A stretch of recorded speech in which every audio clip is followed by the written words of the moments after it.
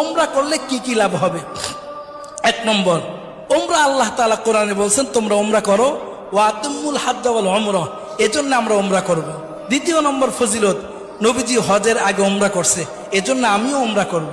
তৃতীয় নম্বর, যেই ব্যক্তি ওমরা করবে ওই ব্যক্তি নবীজি বলছেন সে যেন আমার সাথে সাক্ষাৎ করলো, সুবহানাল্লাহ। চতুর্থ নম্বরে ওমরার ফজিলত, যেই ব্যক্তি ওমরা করবে নবীজি বলছেন আমি তাকে সুপারিশ করে জান্নাতে নিয়ে যাবো, সুবহানাল্লাহ। পঞ্চম নম্বরে, ওমরা করতে গিয়ে আমরা বাইতুল্লাহতে নামাজ পড়ি, 1 রাকাত নামাজে 1 লক্ষ রাকাত নামাজ পড়ার সওয়াব পেয়ে যাবো, সুবহানাল্লাহ। 6 নম্বর ফজিলত হলো দুনিয়াতে থেকেই জান্নাতি জিনিস এর মধ্যে চুমা দেওয়ার সুযোগ হয়, যেটা হলো আসওয়াদ পাথর, হজরে আসওয়াদ, এর মধ্যে চুমা দেওয়ার সুযোগ হয়। 7 নম্বরে, ওমরা করলে জিন্দেগির গুনাহ মাফ হয়ে যায়। 8 নম্বরে, ওমরা করলে দোয়া কবুল হয়। 9